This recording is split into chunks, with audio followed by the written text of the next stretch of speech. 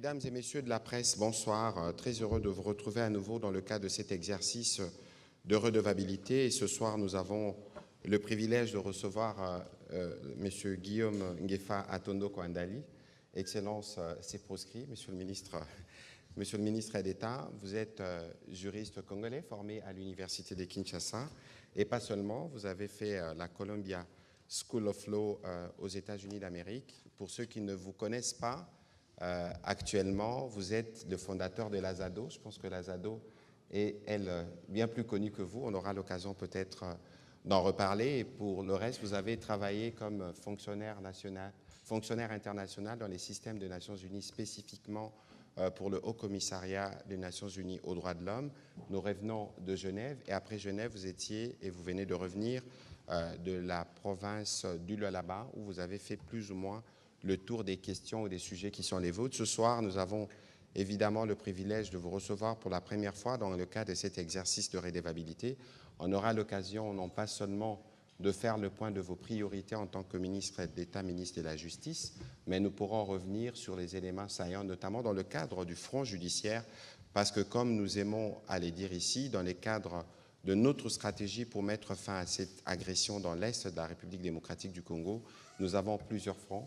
Et le front judiciaire a un nouveau commandant second, pour ne pas dire, c'est lui qui va principalement seconder le président de la République et la première ministre dans les traitements de ces sujets. Et donc ce soir, nous aurons l'occasion de vous entendre pour la première fois sur ce que sont vos priorités qui s'inscrivent évidemment dans le cadre du programme du gouvernement et des lignes directrices tracées par le président de la République. Nous pourrons évidemment revenir sur quelques sujets d'actualité parce que les journalistes sont bien curieux et surtout, vous aurez l'occasion de nous dire quelques mots sur ce qui se passe dans l'Est de la République démocratique du Congo, vous-même comme un expert en droits de l'homme, mais aussi comme cette fois-ci ministre de la Justice, y compris des actions à envisager pour être sûr que ceux qui gouvernent par crime et qui tuent tous les jours répondent de leurs actes. Monsieur le ministre d'État, bonsoir.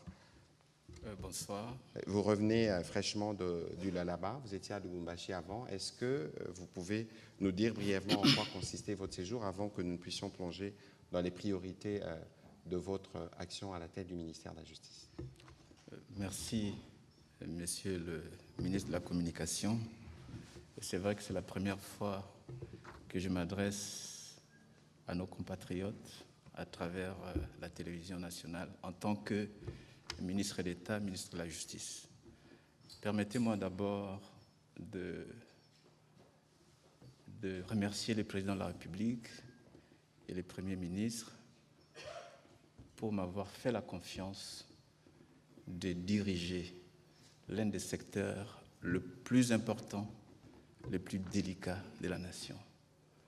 Et comme vous le savez, on dit toujours que la justice élève la nation et c'est important qu'à travers ces mandats, nous puissions nous assurer que la justice est proche de la population. Donc, comme vous le savez, mon style va être celui d'être un ministre de la justice de la périphérie, qui doit faire en sorte que la justice soit proche de la population. Pour répondre assez rapidement à votre question, effectivement, après Genève, je suis allé directement dans la province du Haut-Katanga et Lualaba. L'objectif principal de cette mission, c'était justement de faire l'évaluation de la situation de l'administration de la justice dans ces territoires, mais aussi, étant donné les informations alarmantes sur les conditions de détention, et c'était important que je puisse moi-même toucher du doigt quelles sont effectivement les réalités. La réalité est que la situation de nos compatriotes qui sont en détention est très alarmante. Je donne juste un exemple. Dans la seule prison de Kassapa, qui a été construite depuis avant l'indépendance, qui héberge aujourd'hui plus de 2600, entre 2000 et 2700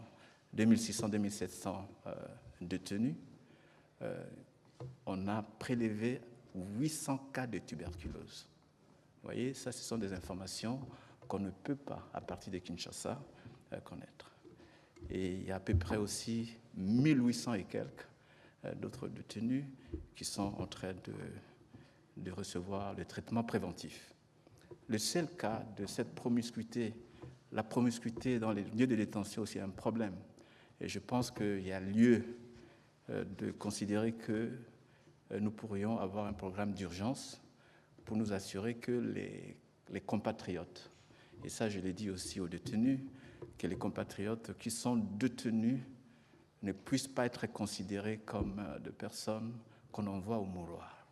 Ils doivent être, nous devons nous assurer que ces personnes-là sont réinsérées dans la société. Je me suis aussi rendu compte que dans nos lieux de détention, ils sont confrontés à beaucoup de problèmes.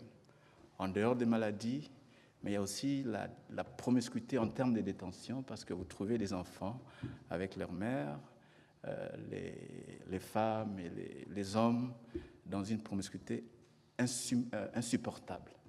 Et ça nécessite que nous puissions avoir un programme d'urgence pour adresser cette question et penser à reconstruire les détenus. Un point positif à Lualaba, ça c'est un cas d'école que nous devons absolument suivre, c'est que la gouverneure de Lualaba essaie de contribuer à renforcer l'administration de la justice dans son territoire. Il y a un financement qui est fait, les primes. Le gouvernement prend en charge les primes des magistrats pour pallier, disons, au maigre salaire que les magistrats reçoivent. Et l'ironie du sort est que la prime que le gouverneur accorde est plus élevée que les salaires des magistrats, ce qui est assez incroyable. Si nous voulons avoir une justice qui est capable de contribuer effectivement à l'état de droit, nous devons absolument mettre des moyens pour les magistrats, des moyens pour ceux qui sont détenus et les personnels judiciaires. Et enfin, un autre phénomène que je dois aussi dire, c'est que le personnel judiciaire, dans les cas des Cassapa, où il y a à peu près 800 cas de tuberculose, ces personnes sont exposées non seulement à la sécurité physique, mais aussi exposées aux cas de maladie. Et quand je posais la question si ces personnels judiciaires avaient souscrit des assurances, il n'y avait pas d'assurance.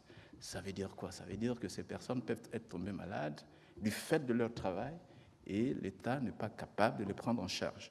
Donc, je vais m'arrêter un peu ici en ce qui concerne les questions de détention. C'est la première descente effective à l'intérieur pour percevoir justement, parce que c'est aussi la volonté du gouvernement d'être sûr que les conditions carcérales sont bien améliorées. Mais, Monsieur le ministre Edeta, qu'est-ce que vous pouvez nous dire sommairement de comment vous comptez justement appuyer le président de la République et tous les acteurs au niveau notamment du gouvernement ou du Conseil supérieur de la magistrature pour guérir les secteurs de la justice?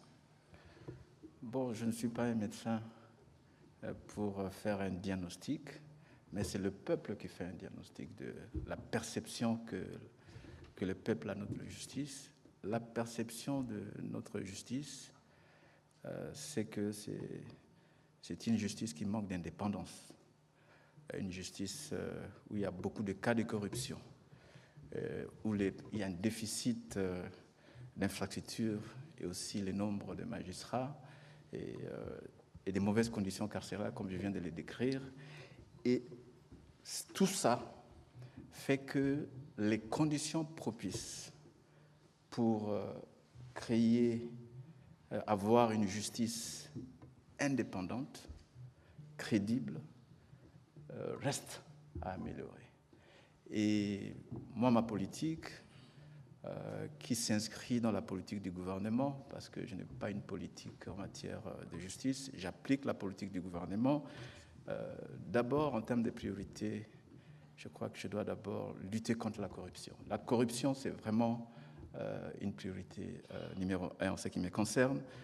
Et pour lutter contre la corruption dans le secteur de la justice, je dois collaborer et travailler avec le Conseil supérieur de la magistrature. Lors de ma première réunion avec le Conseil supérieur de la magistrature, j'ai soulevé la question de la corruption au sein de la magistrature. Et je me suis rendu compte après les explications données par le président du Conseil supérieur de la magistrature, c'est qu'il y a une commission de discipline qui existe. Il y a déjà des sanctions qui avaient été prises, notamment la prise à partie, et qu'il y a quelques magistrats qui ont été condamnés, ainsi de suite. Et je pense que cela ne suffit pas parce que cette perception que la population, nos compatriotes, a de la justice doit s'améliorer. Donc il faut des sanctions. Et quand on parle de la corruption dans le secteur de la justice, ce n'est pas seulement le magistrat, c'est la chaîne judiciaire. Et quand je parle de la chaîne judiciaire, il s'agit des avocats, il s'agit du personnel, des greffiers, des secrétaires de parquet, des huissiers. Tous ces mondes-là font partie y compris les avocats. Et là, je crois que je dois le dire pour que les compatriotes le savent aussi, parce que c'est important que je puisse le dire. En matière de contentieux, vous savez, l'État est victime d'une mafia bien organisée. Vous voyez, les avocats qui représentent la République, parce que comme vous savez, s'arrangent avec les avocats des parties adverses pour faire condamner l'État à payer des sommes qui valent jusqu'à des millions de dollars. Et j'ai décidé, la première chose que je vais faire, c'est aussi mettre de l'ordre pour les avocats de la République. Le processus va être transparent pour que les avocats de la République, ceux qui vont représenter la République, puissent venir des cabinets où il y a l'éthique. Ça, c'est la première chose. La deuxième chose, que les avocats qui vont représenter la République doivent avoir la compétence dans le domaine où ils vont représenter la République. Et enfin, bien sûr, puisqu'il s'agit aussi des cas de corruption, nous n'hésiterons pas à référer ces cas de corruption, de mauvaise conduite au barreau, parce que le barreau a des commissions de discipline, etc. Ça, c'est quelque chose d'important qu'il faut le dire. La deuxième priorité pour nous, c'est le renforcement de l'état de droit, comme vous savez, contre les déserts judiciaires. Nous allons préparer, en collaboration avec le Conseil supérieur de la magistrature, une cartographie, n'est-ce pas, de besoins de la justice. Parce que, comme vous le savez, les premières juridictions qui ont été créées, y compris les prisons, c'était les prisons à l'époque où les provinces, c'était les anciennes provinces. Aujourd'hui, on a 26 provinces, donc du coup, lorsqu'on crée des nouvelles provinces, il n'y a pas d'infrastructure. Par exemple, en ce qui concerne les prisons des districts sont devenues aujourd'hui des prisons de province. Donc la capacité d'accueil ne correspond pas aujourd'hui aux nouvelles, etc. Troisième priorité, je l'ai dit, c'est l'amélioration des conditions de détention carcérale. Je ne reviens pas puisque, comme je l'ai dit, les situations étaient très inacceptables. Et bien sûr que cela demande à ce que nous puissions continuer les réformes. Et l'une des réformes les plus importantes pour nous, ça va être adopter des lois essentiellement de la lutte contre la corruption. Et la lutte contre la corruption va aussi faire en sorte que nous puissions améliorer le climat des affaires et bien sûr envisager la possibilité aussi pour que les sociétés minières, ça c'est un exemple aussi que j'aurais pu le dire, j'ai constaté par exemple au Katanga, disons au Katanga et à Lualaba, c'est que les sociétés minières commettaient des infractions environnementales.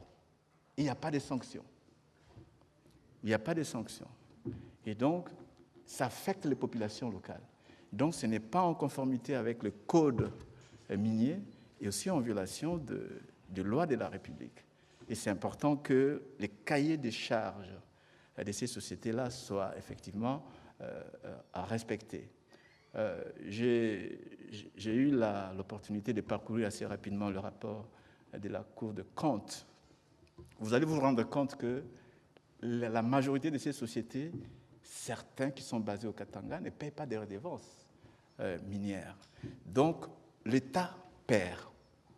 Ou bien il paye, si elle paye, elle paye partiellement. Et il n'y a pas de sanctions, parce que certains d'entre eux sont effectivement protégés. Donc, c'est important que lorsque nous devons faciliter le renforcement d'un environnement propice aux affaires, il en est aussi une obligation pour les sociétés de se conformer à notre législation. Le réforme législation, c'est aussi la création du parquet financier. Je pense que ça va être une grande innovation. Ça a été fait avant que je ne vienne. Je trouve que ça, c'est un projet assez important pour le climat des affaires. Et puis, bien sûr, enfin, nous devons, en ce qui me concerne, moderniser l'administration de la justice. À cet égard, mes efforts vont être pour que nous puissions digitaliser les systèmes. Quand j'étais à Kolwezi, je suis allé visiter la cour d'appel. J'ai trouvé carrément dans un KGB le greffier pénal, le greffier civil, dans un petit local, et les dossiers judiciaires étaient par terre. C'était choquant pour moi. Et je posais la question, est-ce que vous avez un système, si par exemple il y a un incendie, comment vous allez protéger les dossiers de ces personnes? Et l'exemple le plus qui illustre un peu cette situation, c'est que nous avons aujourd'hui à Cassapa 62 détenus dont on ne connaît pas les statuts juridiques, pour la simple et bonne raison qu'en 2020, il y a eu incendie, donc incendie des dossiers, et donc il n'y avait pas, tout ça n'était pas digitalisé, donc par conséquent, les dossiers sont perdus. Ces cas de 62 personnes détenues demandent à ce que nous puissions assez rapidement prendre une décision pour clarifier leur statut. Pour le reste, je pense que je vais peut-être m'arrêter ici. Évidemment, et permettre à tout le monde de me poser les questions. Avant que nous puissions prendre les questions des professionnels des médias, vous êtes connu, c'est toute votre vie, défenseur des droits de l'homme. Je ne parle pas des droits humains, je parle des droits de l'homme. Peut-être que vous nous expliquerez la nuance. Alors, nous suivons tout ce qui se passe dans l'Est de la République démocratique du Congo. À Genève, on a eu l'occasion d'en parler en marge de la 60e assemblée, session ordinaire du Conseil des droits de l'homme. Quelles sont les actions urgentes envisagées? Parce qu'on a vu que ceux qui gouvernent par crime veulent s'amuser à être des bourreaux qui administrent la justice. Qu'est-ce que vous pouvez nous dire globalement sur ces sujets avant que nous puissions répondre à des questions spécifiques de professionnels des médias? Vous savez que la justice congolaise est compétente pour connaître toutes les infractions, tous les crimes qui se commettent sur son territoire. Et dans ma mission, je ferai en sorte que les violations graves des droits de l'homme, du droit international humanitaire, qui sont les crimes au regard du droit pénal international, aussi de notre propre législation, sans égard aux personnes qui ont commis ces infractions, ils seront poursuivis. Je n'hésiterai pas un seul instant d'ouvrir, de donner des instructions pour qu'on ouvre des enquêtes pour toutes les personnes, y compris les troupes étrangères. Vous savez, ce que j'ai remarqué, c'est qu'on n'a pas été courageux, comme État, de poursuivre les crimes qui sont commis par les troupes rwandaises sur notre territoire. Ce que nous avons fait, c'est poursuivre les autres personnes, mais pas les troupes rwandaises.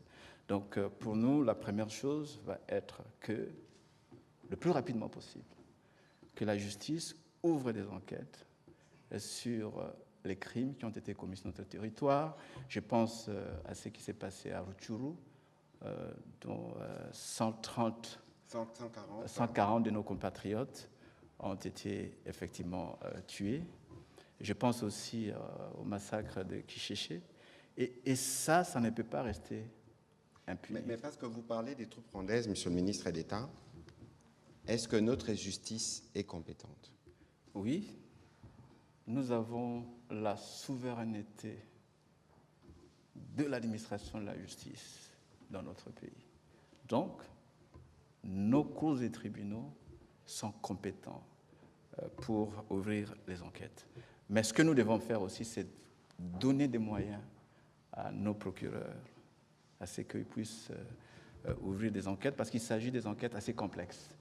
qui nécessite une certaine expertise, qui nécessite aussi expertise dans la manière de collecter des informations, ainsi de suite. C'est pour cette raison-là qu'aujourd'hui, il est établi que des crimes graves ont été commis sur notre territoire, attestés par les différents rapports des instances internationales, y compris le récent rapport produit par le Fact-Finding Mission de la mission d'établissement de fait du Conseil des droits de l'homme. Et le rapport est clair. Les crimes ont été commis, la responsabilité du Rwanda et des troupes rwandaises a été établie. C'est sans équivoque. Et on va le poursuivre. Alors, on va commencer la série des questions avec Madame Joséphine Mawete et il sera suivi de Monsieur Pichou Mulumba.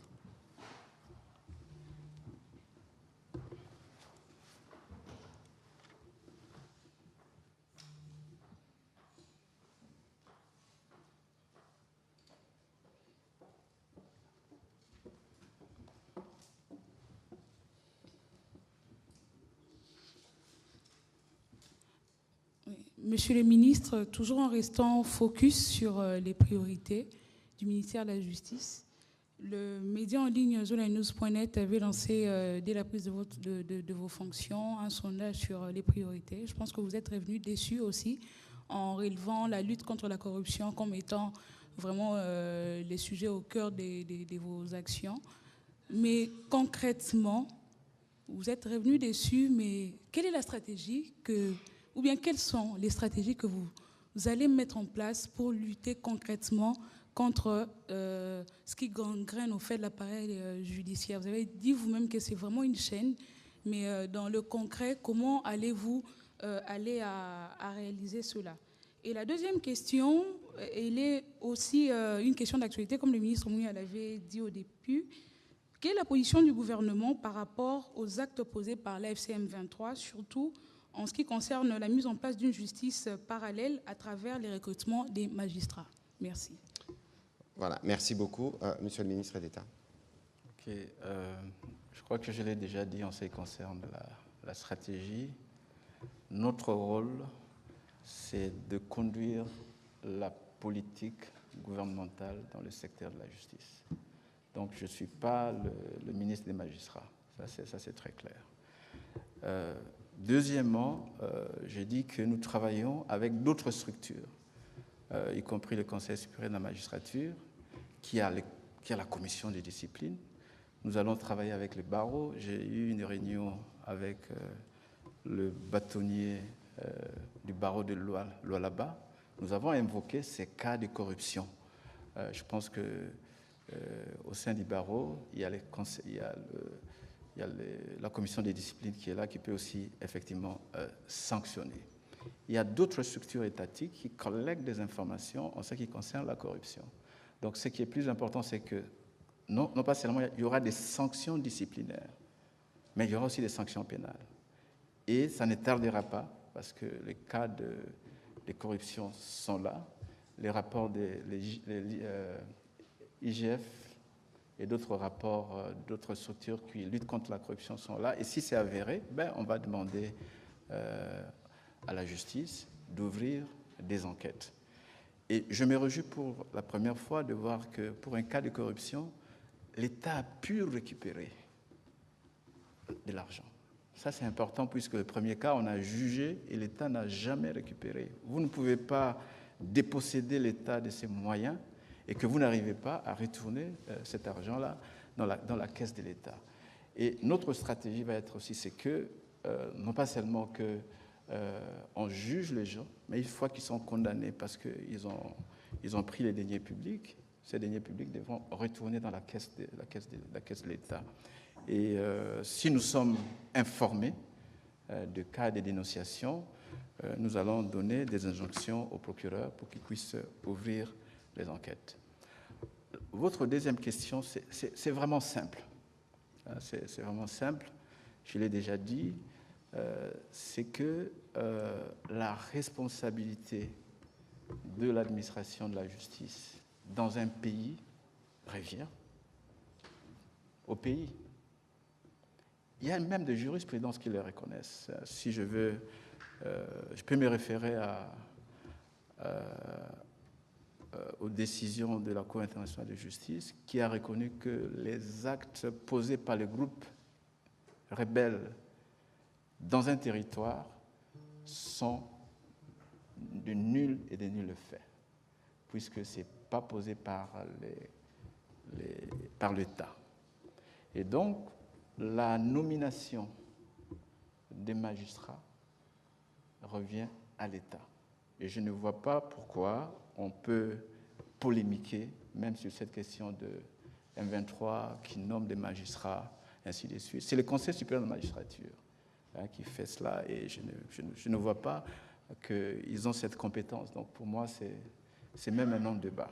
Mais cependant, dans le cadre du gouvernement, le gouvernement va prendre une ordonnance déclarant nul et de nul effet tous les actes judiciaires, administratifs et autres posés par ces groupes en violation de la Constitution. Et nous avons déjà aussi, je crois que si ma mémoire ne trahit pas, parce que je viens d'arriver, dans le cadre foncier, il y a eu déjà une ordonnance qui déclarait nul et de nul effet les actes qui ont été posés pour attribuer des concessions de façon illégale à des groupes. Nous allons nous assurer que cela est fait. Ça, c'est important puisque, vous savez, dans la situation où nous sommes, ils veulent poser des actes apparemment légaux et légitimes pour se couvrir de leurs crimes. Donc, c'est important pour nous de leur rappeler que tous ces actes qu'ils vont commettre, qu'ils vont poser, sont nuls et de nul effet. Et bon, les instances appropriées pourront prendre des sanctions pour ces magistrats qui vont commencer à travailler. Vous savez, même pour être nommé magistrat, il y a des critères. On ne peut pas nommer un magistrat qui a plus de 62 ans. Je crois que vous le savez. Et j'ai entendu qu'il y avait même des personnes âgées qu'on nomme. Et pour être nommé magistrat, il faut avoir un cursus académique qui a été accepté, validé par l'État. Et les gens qui vont être là, ils vont dire quel droit, en fait. Et la situation dans ce genre et ce n'est pas le cas puisqu'il y a quelqu'un qui m'a interpellé en disant que, on l'a vu dans le cas de la Côte d'Ivoire, c'était différent. Mais c'est différent puisque dans le cas de la Côte d'Ivoire, la rébellion n'avait pas décapité l'appareil judiciaire. Donc, l'appareil judiciaire était là. La composition était pratiquement régulière. Et donc, à la fin du conflit, les actes étaient posés parce que c'était le fait du prince, ça a été accepté. Mais ici, on a décapité notre administration de la justice. Donc, il n'y a pas de juge. Donc, maintenant, ils vont nommer de façon illégale des juges. Et en ce moment-là, tous ces actes qu'ils vont poser sont des actes de nul effet. C'est simple. C'est évident que ce qu'ils essayent de faire viole même le prescrit de la déclaration de principe qui se fonde notamment sur le respect de la Constitution. Je ne voudrais pas aller plus loin, charte de l'Union africaine ou charte des Nations unies. C'est un groupe qui est appelé à disparaître. Et vous ne pouvez pas, et c'est ce que nous observons, et c'est pour ça qu'au niveau du gouvernement, la ligne, elle est claire là-dessus. Ils ne peuvent pas se permettre de fixer des taux de paiement de Minerval. On a eu le briefing avec la ministre d'État, ministre de l'Éducation. Ils ne peuvent pas penser qu'ils peuvent recruter des magistrats. Comment ils les feront? Sur quelle base? Comment ils rendront justice? Comment seront-ils payés? Mais tout ce que vous voyez en réalité, ce sont des gesticulations qui dévoilent les vraies intentions du Rwanda et de sa brigade avancée. L'idée, c'est en fait de vouloir créer un état de fait et mettre tout le monde devant un fait accompli. Non pas seulement qui briment nos populations, non seulement qui briment les populations, mais ils veulent eux-mêmes se faire justice alors que c'est eux le bourreau. Et ce qui est évident, c'est que comme le ministre d'État, le ministre de la Justice l'a dit, le gouvernement prendra toutes les actions qu'il faut prendre pour qu'aucun des actes qui posent ne produise des effets et que tous les actes qui s'hasardent à poser actuellement puissent être annulés les moments venus. Et nous sommes au courant de tout. Pichu Mulumba pour vos questions. Et puis ce sera Marlon Kacham.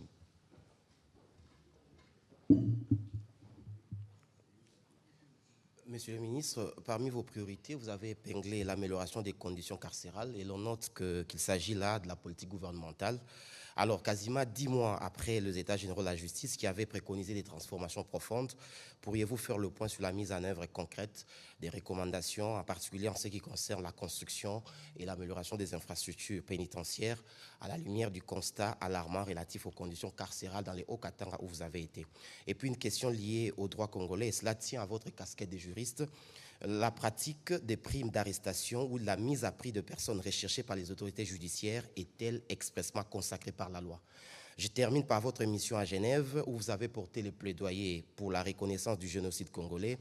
Quelle portée concrète a eu cette démarche sur la scène internationale et quelles sont les prochaines étapes diplomatiques pour transformer ces plaidoyers en résultats tangibles?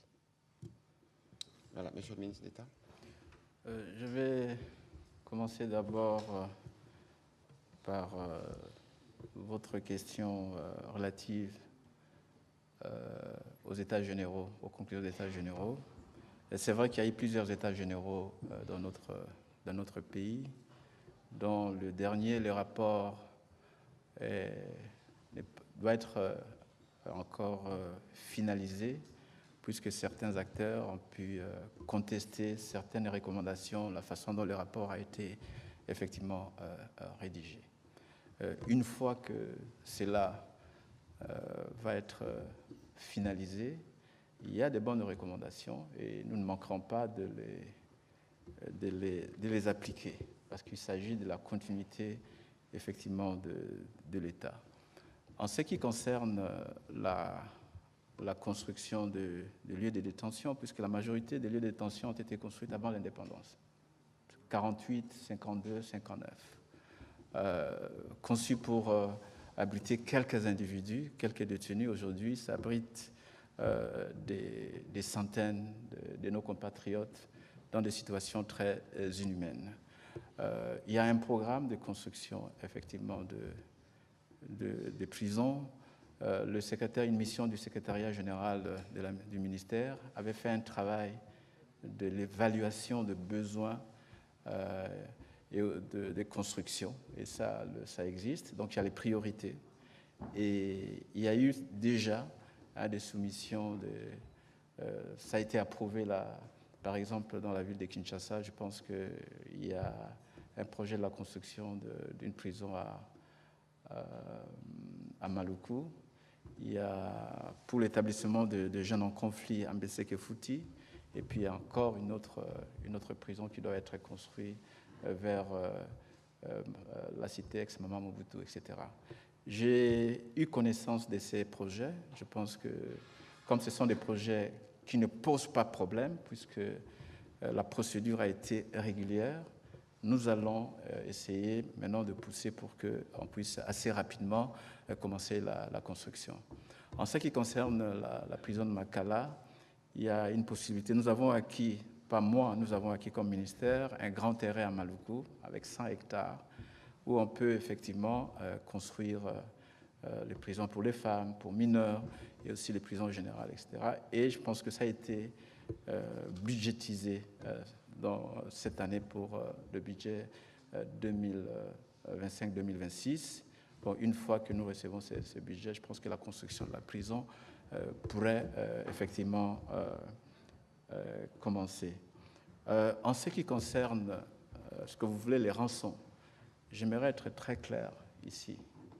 Je ne me rappelle pas, puisque avant j'étais aussi avocat, je ne me rappelle pas dans notre législation une jurisprudence qui démontre que ni le code pénal, ni le code de procédure pénale, encore moins le code militaire,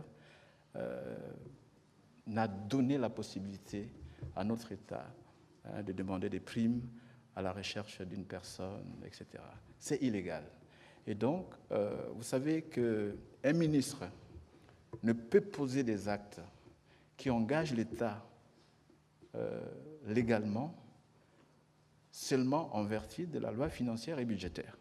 Et je ne me rappelle pas que dans notre budget, il y a eu une rubrique dédiée à lancer les appels de rançon pour les individus. Donc ça, je pense que c'est plutôt une affaire personnelle qui n'engage pas le gouvernement. parce que c'est illégal, ce n'est pas prévu par la loi.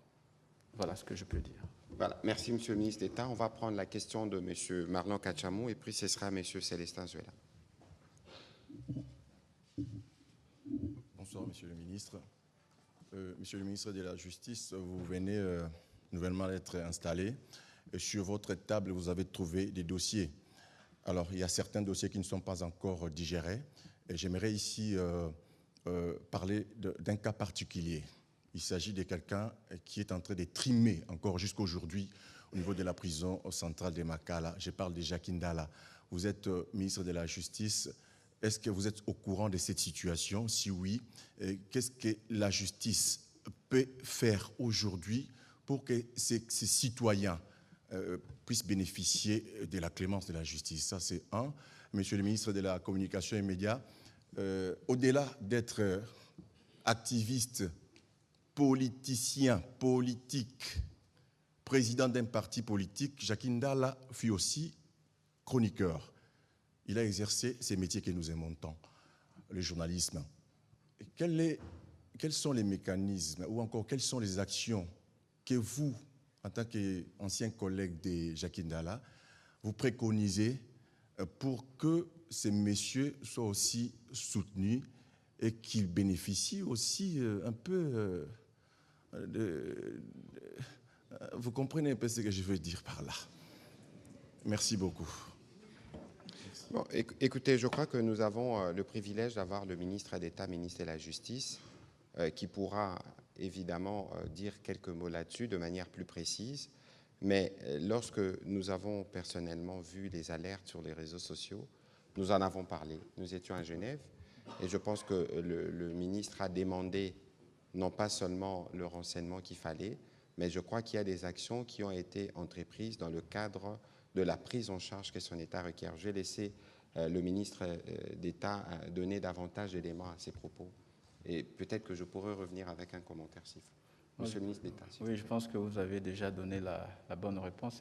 Effectivement, nous avons été alertés par les réseaux sociaux.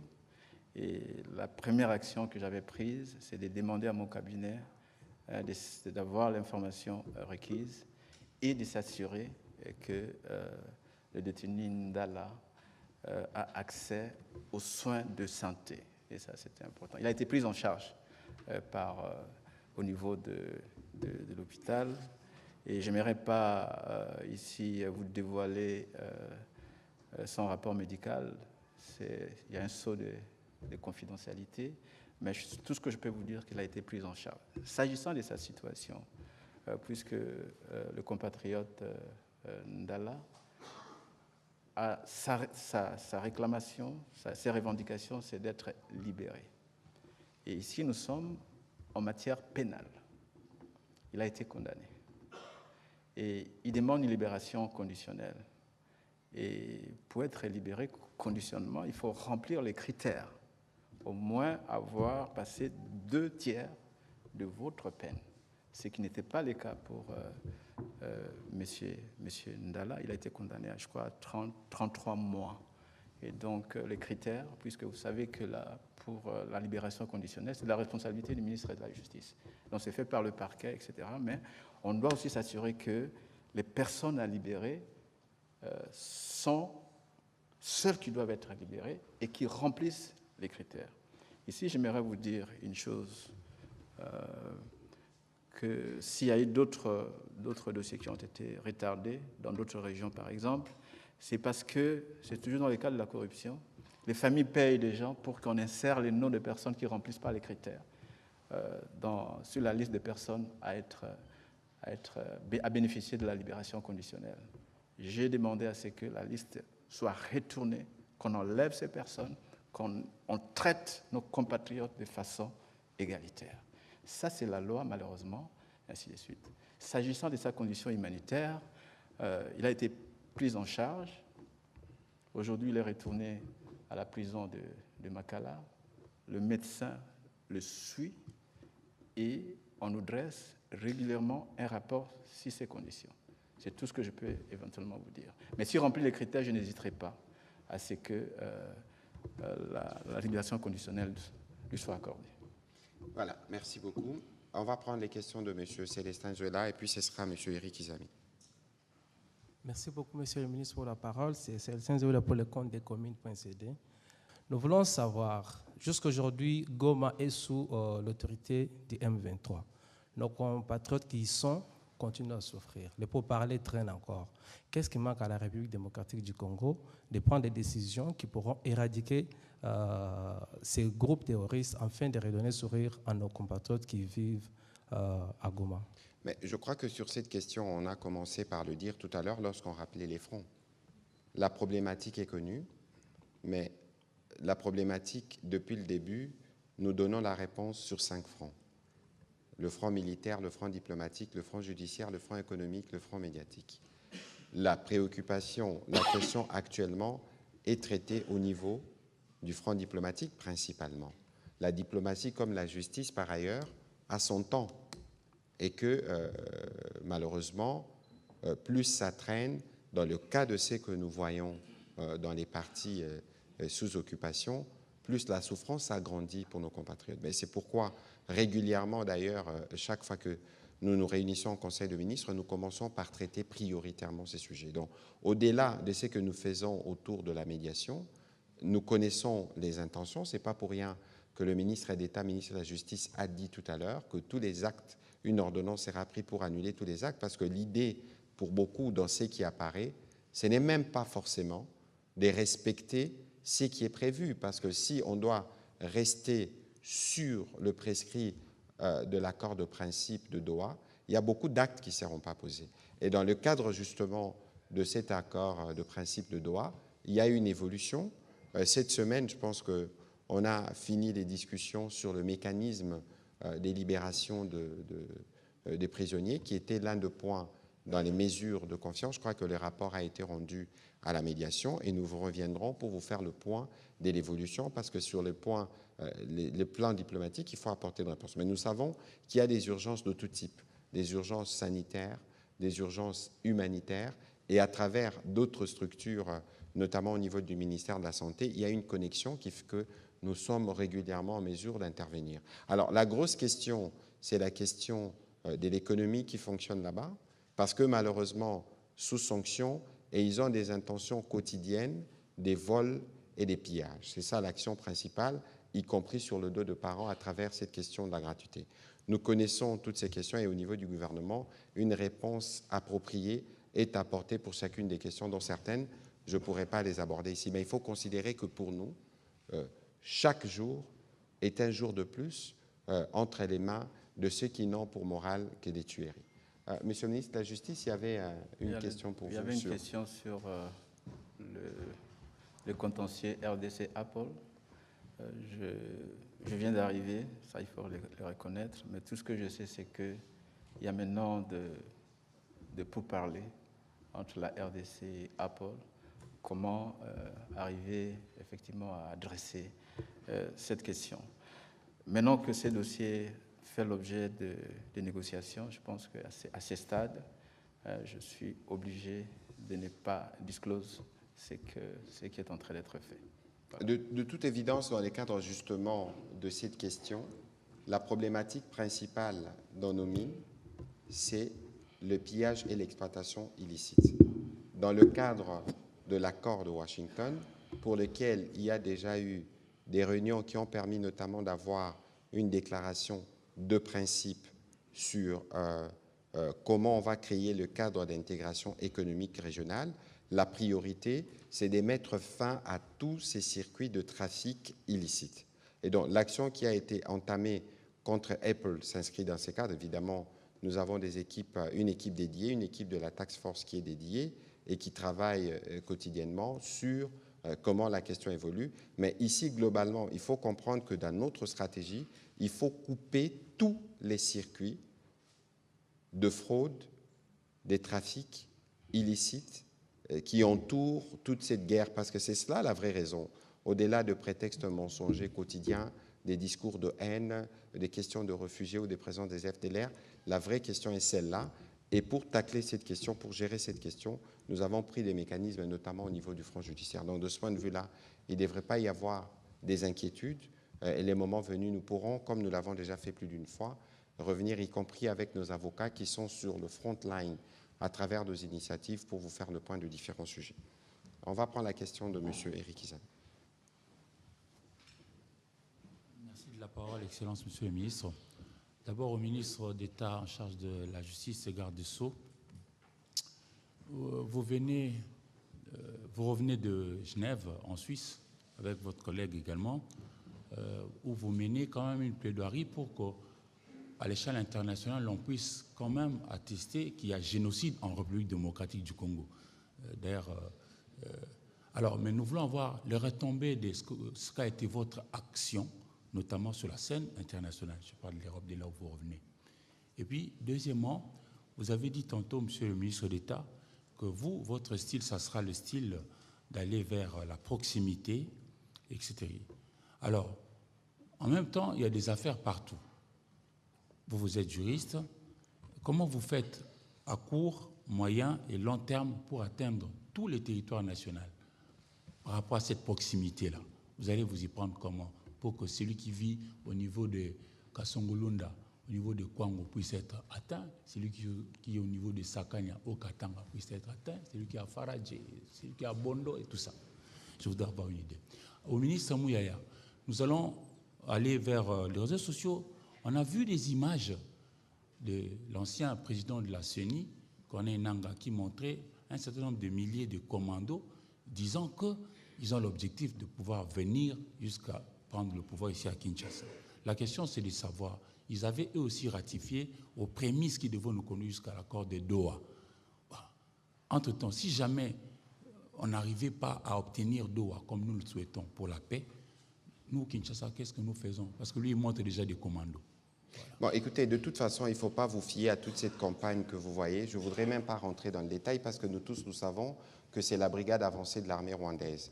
Et dans ce que j'ai vu, il y a sûrement des enfants, des conscrits, de prisonniers, et tout ce qui ne devrait normalement pas figurer sur ces montages grossiers. Vous savez que nous, on n'a pas de coutume de commenter ce qu'ils font. Tout ce que nous savons, c'est que nous sommes engagés dans un processus de médiation, et nous avons, par exemple, déjà eu plusieurs réunions dans le cadre de mécanismes de supervision avec notamment américains, qataris et togolais, et tous les actes qui violent l'esprit, que ce soit de la déclaration de principe de Doha ou de l'accord de Washington, sont rapportés. Et ici, comme je le disais tout à l'heure, la question est traitée sur plusieurs fronts. Il y a le front diplomatique qui est le front qui apparaît, mais sur d'autres fronts, il y a évidemment un travail qui s'est fait pour lequel on ne pourra peut-être pas revenir sur de commentaires ici. Le ministre de la Justice vous a donné un aperçu déjà, parce qu'il a dit qu'on va poursuivre, parce que nous connaissons, nous avons les noms de tous ceux qui sont aux commandes de toutes ces opérations. On a parlé des 140 morts, mais 140 morts, c'était spécifié par Human Rights Watch, parce que ça concernait un ciblage ethnique. Ça va peut-être faire le pont à la réponse que le ministre va donner tout à l'heure, parce qu'à Genève, on a aussi parlé des génocides. Et donc, pour vous dire qu'il n'y a aucun acte qui pose que nous ne connaissons pas.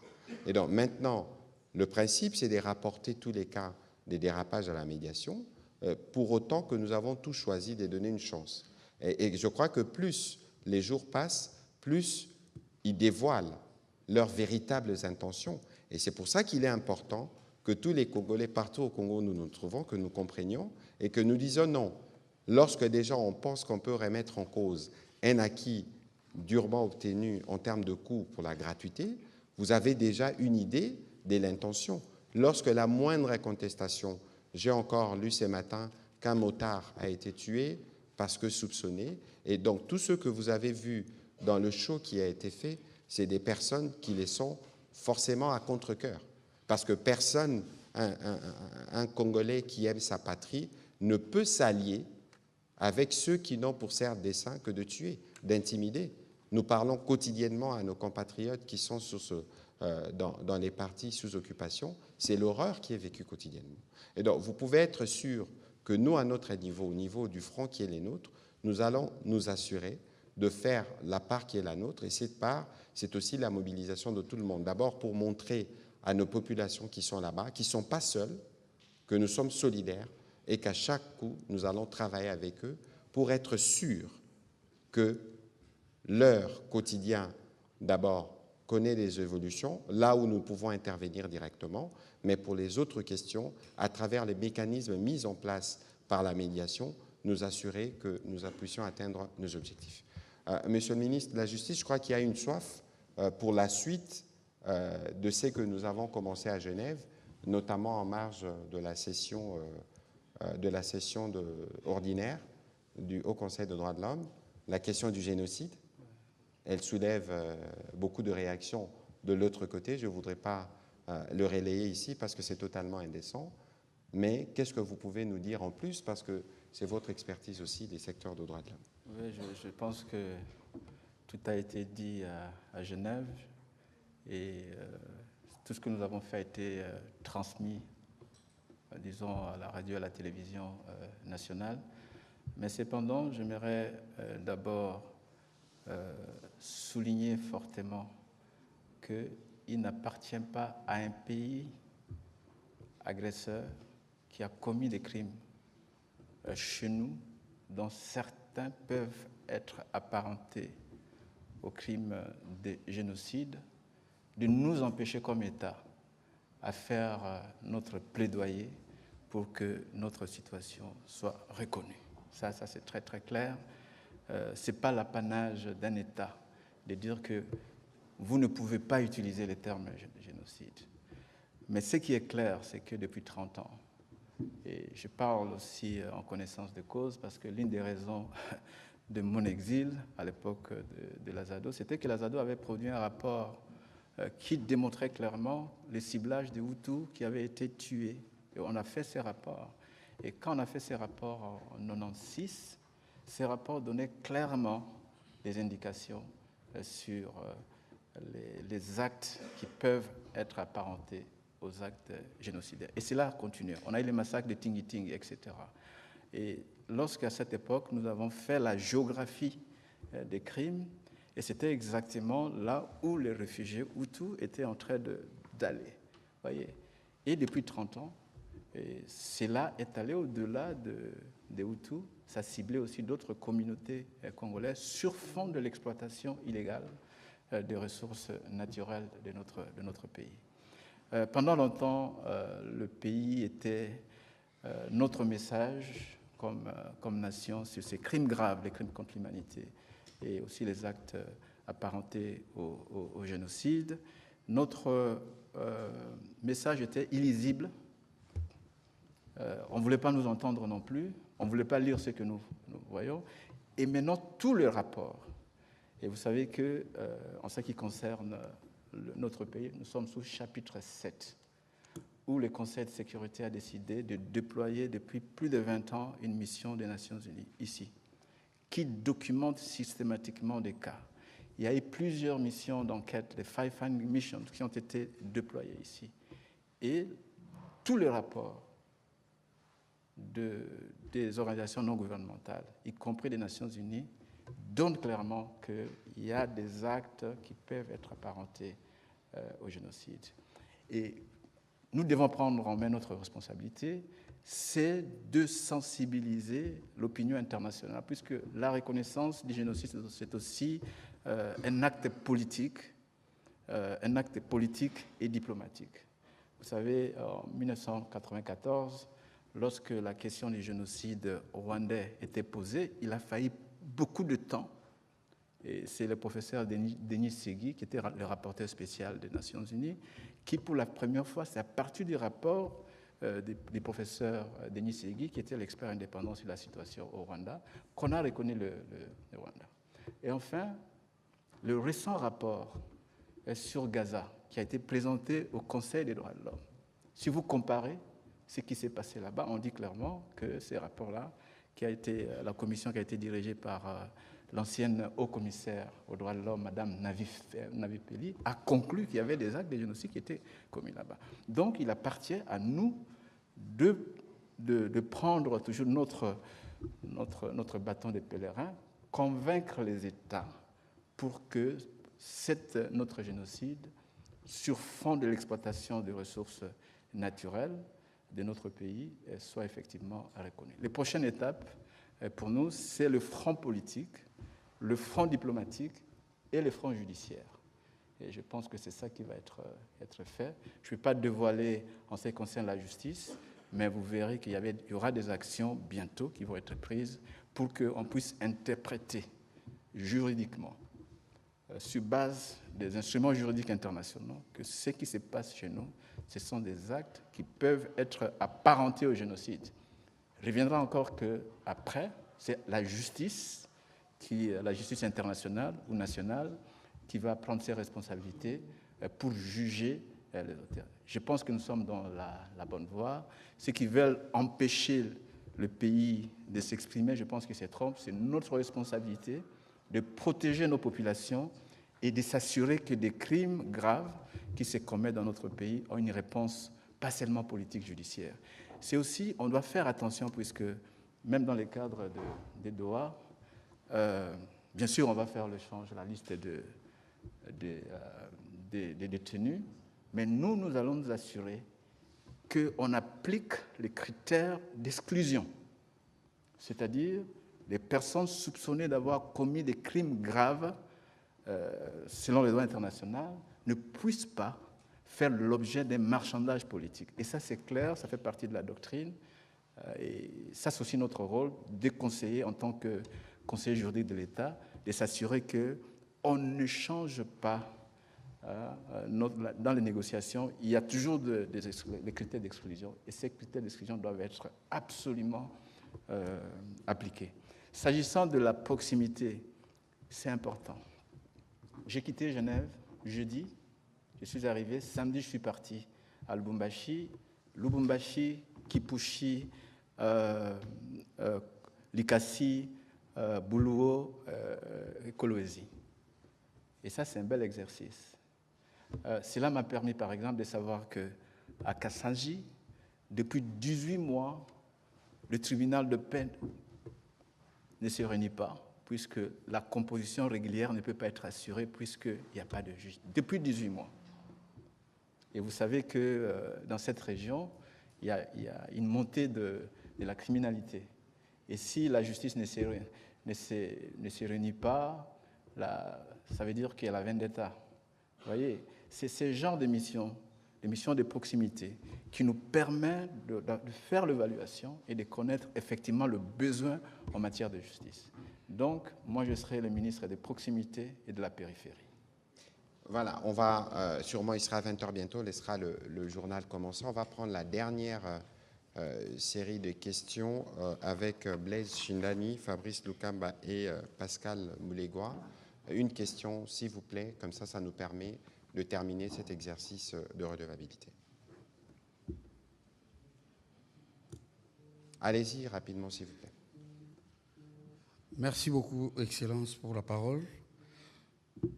Monsieur le ministre d'État, votre prédécesseur, Constant Moutamba, a récemment été condamné à 3 ans de travaux forcés et il serait assigné à résidence. Va-t-il rester dans cette situation ou comptez-vous l'envoyer en prison pour purger sa peine? Voilà. Allez-y, s'il vous plaît, Monsieur le ministre d'État. On prend les questions en série, on y répondra en une. Excellence, vous vous définissez comme ministre des proximités et votre prédécesseur, Constant Moutamba, avait affirmé la détermination de combattre la criminalité urbaine, notamment les phénomènes Kuluna à travers les pays.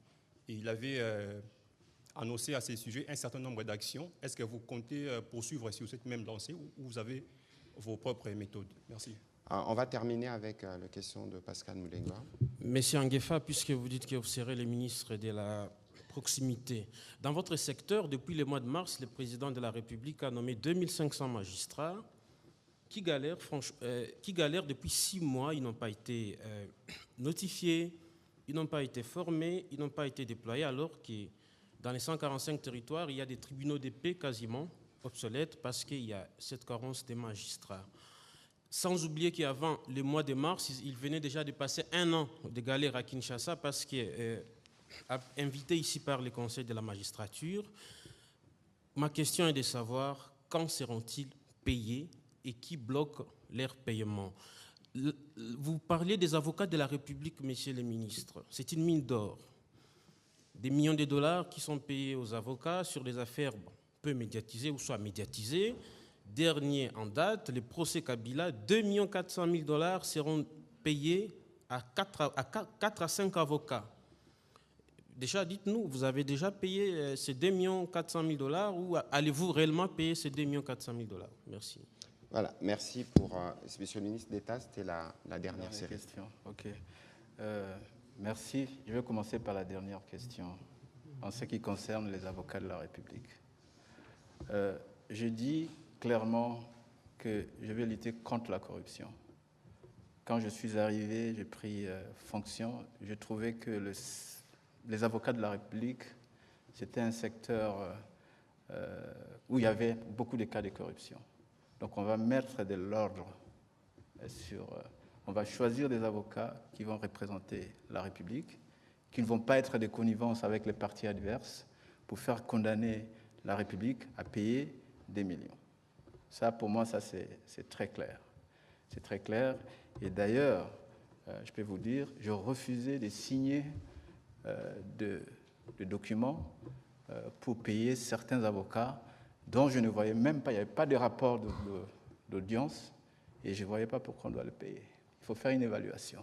Donc on va faire certainement une évaluation. Parce que si nous voulons aider le président de la République, si nous voulons effectivement lutter contre la corruption, il faut que nous puissions avoir des règles de transparence. Ça, c'est clair pour moi. S'agissant de paiement, bon, ça a été fait avant moi, mais je n'ai pas vraiment l'information sur cette question, puisque les avocats ont été désignés avant. Mais je vais essayer de le voir. S'agissant des magistrats, oui, il faut reconnaître que ça, c'est positif. Le fait qu'on a nommé plus de 2500 magistrats pour durer. Maintenant, c'est l'opérationnalisation de cette nomination qui pose problème. Il faut créer des conditions, des moyens. Et je vous ai dit qu'aujourd'hui, certaines juridictions étaient des juridictions des tribunaux de paix. Maintenant, ils doivent être érigés en cour d'appel. Et donc, ça demande, il faut qu'il y ait des bâtiments, il faut qu'il y ait des moyens, etc. Donc, mon rôle aussi, durant ma mission, j'ai pu discuter avec les autorités des lois là-bas, par exemple pour la cour d'appel, pour qu'on puisse effectivement donner un autre bâtiment en attendant que le nouveau bâtiment qui est entré en construction pour la cour puisse effectivement terminer. En ce qui concerne le besoin réel pour que la justice soit une justice de proximité, il faut au moins 10 000 magistrats. Vous voyez? Donc ça demande à ce que nous puissions avoir un budget spécial. Vous voyez? Un budget spécial. En dehors de ça, il y a la question de la sécurité. Tu vois? Donc le moyen propice pour déployer les magistrats, pour qu'ils soient dans les conditions pour dire le droit, ça c'est une question. Et je suis en train de m'y pencher, parce que c'est moi qui conduis la politique gouvernementale en matière de justice, et de concert avec le Conseil supérieur de la magistrature, parce que c'est aussi des responsabilités, pour que nous puissions voir comment progressivement on peut adresser cela. Et il sera difficile, dans l'état actuel, par manque de moyens, de déployer 2500 immédiatement, etc. En matière de formation, c'est une priorité pour nous aussi. On ne peut pas déployer des magistrats qui sortent d'université seulement avec des connaissances théoriques. Vous voyez, il faut de formation. Et je pense qu'avec l'Institut de formation judiciaire, nous allons nous assurer qu'il y aura des formations bien déterminées, ainsi de suite. Même des formations spécialisées. Je vous ai dit que, par exemple, au Katanga et à Lualaba, les juges et les avocats n'ont pas de formation appropriée pour traiter certains crimes. Donc il faut des formations. Donc la formation va être priorité pour nous. La dernière question, je crois que peut-être j'ai oublié, c'était quelle question? Ou bien j'ai répondu à toutes les questions? En tout cas, quand seront-ils payés les 2500 magistrats, sachant qu'ils étaient budgétisés pour cette année et qu'ils ont été nommés par ordonnance présidentielle? Je pourrais vous répondre à la prochaine session. Je vais me référer au Conseil supérieur de la magistrature, essayer d'avoir des informations pour que je puisse être en mesure de vous donner une réponse appropriée à cet égard. D'accord. Aux questions de Blaise Chinani. Il y avait une question sur la La condamnation de Constant Moutamba, il est assigné à résidence. D'accord, ok. Je m'interdis de commenter une décision judiciaire dont le procès était public et que le principe du contradictoire a été effectivement respecté. Et donc, je vous ai dit que je ne suis pas le ministre de magistrat. Le droit a été dit. Il y a des moyens de recours à faire. Et donc, je m'abstiens à ne pas commenter. Merci. Il y avait une question sur la lutte contre les Koulouna. La lutte contre les Koulouna, c'est une question complexe. Il ne suffit pas seulement, ça c'est moi, il ne suffit pas seulement d'arrêter les Koulouna, c'est toute une réponse qui doit être articulée, coordonnée. Et aussi, ce que moi je pourrais proposer d'abord, c'est qu'on va faire une étude sur cette question des Koulouna en profondeur. Qui sont ces Koulouna? Pourquoi ils agissent ainsi? Qui sont derrière? Ainsi de suite. Parce que vous savez aussi qu'il y a beaucoup de complicité autour de ces Koulouna parce qu'ils font partie d'une chaîne de criminalité. Et donc, la réponse doit être une réponse holistique et aussi une réponse... mais on ne peut pas seulement voir les Koulouna alors qu'ici, il y a d'autres acteurs. Donc, on va diligenter une étude approfondie à cet égard et nous ferons les recommandations pour que la réponse soit aussi la réponse appropriée. Je sais qu'il y a déjà une réponse, parce qu'on les amène à KCC, c'est ça, non? Kanyama KCC. Kanyama KCC, c'est déjà une réponse, mais je pense que la réponse doit être plutôt une réponse holistique. Voilà, Monsieur le ministre d'État, on a terminé. Le mot de la fin aux Alana Lingala. Tokozonga na mikolo ezali koya pona kokende na mwa mozindo, mais qu'est-ce que vous pouvez dire en une minute pour résumer cet exercice? Bon, tout ce que je peux dire,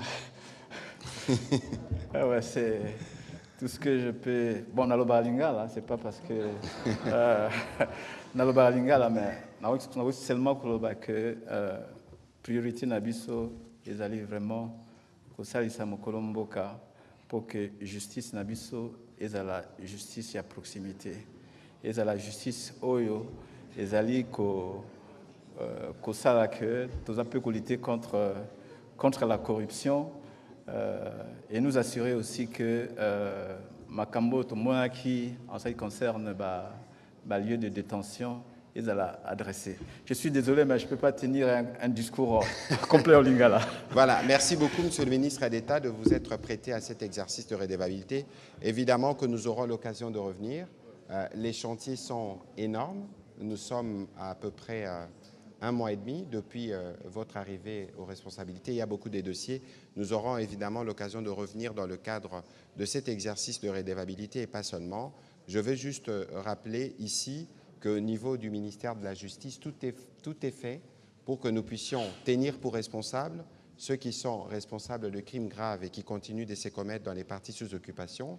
Évidemment, cette ordonnance qui va déclarer de nul et de nul effet tous les actes posés dans ces contextes. Merci à vous, mesdames et messieurs de la presse. Et on se retrouvera sûrement demain pour faire un briefing sur la situation à Ouvira. Vous serez prévenus par le canneuse habituel, parce que là aussi, il y avait beaucoup de poison, beaucoup de manipulations.